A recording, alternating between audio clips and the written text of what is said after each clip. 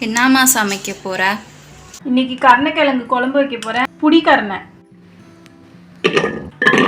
கிழங்கு அவிச்சு எடுத்துக்கலாம். இந்த கொட்டாங்குச்சி இதில் போட்டுக்குங்க.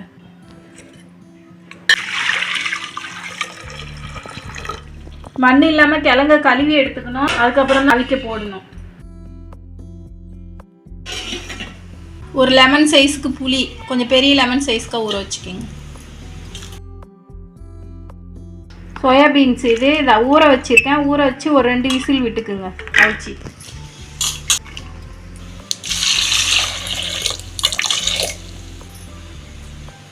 உப்பு தேவையான அளவு போட்டு அவிச்சுக்கிங்க.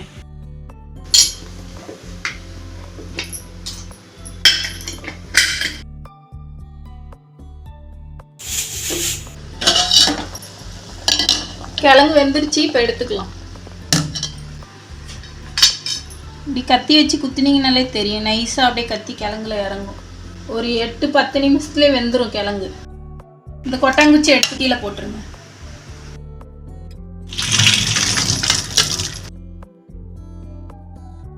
இதை அப்படியே ஆற விட்டு உரிச்சு எடுத்துக்கலாம். நாட்டு வெங்காயம், சின்ன வெங்காயம் கொஞ்சம் நிறையவே உரிச்சு வச்சுக்கிங்க.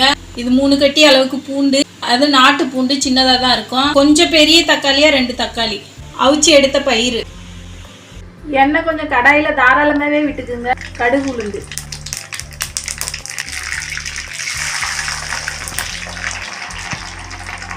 சின்ன வெங்காயம்,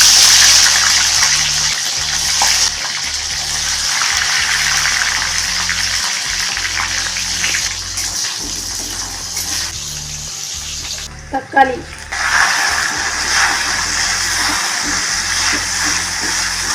வெங்காயம் கொஞ்சம் ப்ரௌன் ஆனதுக்கப்புறம் தக்காளி போடுங்க. உப்பு தேவையான அளவு,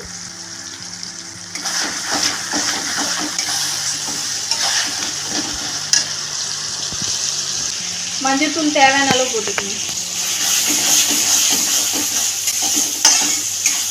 நல்லா தக்காளி கொஞ்சம் சதன்னு ஆகட்டும். இது கொஞ்சம் ஆற விட்டு தண்ணியில் போட்டு உரிச்சிக்கலாம். சூடாக தண்ணியில் போடக்கூடாது, கிழங்கு ஆற விட்டுட்டு தண்ணியில் போடுங்க. கொட்டாங்குச்சி போட்டு அவிச்சதுனால இதில் கொஞ்சம் கூட தொண்டையை பிடிக்காது, குழம்பு நல்லாவே இருக்கும்.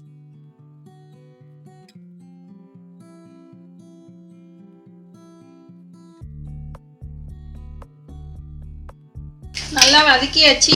வீட்டு குழம்பு மிளகாத்தூள், மீன் குழம்பு, புளிக்குழம்பு, காரக்குழம்பு எல்லாத்துக்குமே இந்த தூள் சூப்பராக இருக்கும். இது ஏற்கனவே வீடியோ போட்டிருக்கேன்.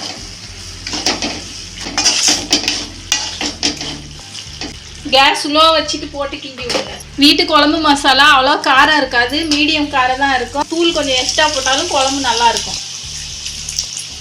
புளி கரைச்சல் இப்பயே விட்டுக்கலாம்.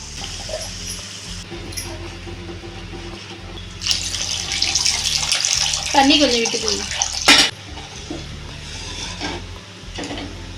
இப்போ பயிர் போட்டுக்கலாம்.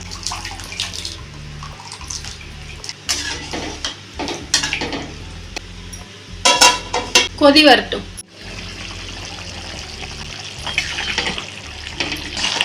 குழம்பு ஒரு 7 நிமிஷம் கொதிக்க விட்டுருக்கேன். கொதிக்க விட்டதுக்கு அப்புறம் உரிச்ச கருணைக்கிழங்கு,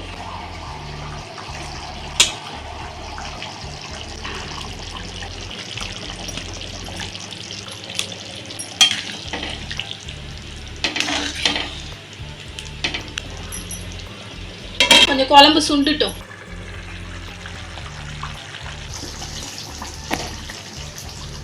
குழம்பு சுண்டிருச்சு. இப்போ கேஸ் ஆஃப் பண்ணிக்கலாம்.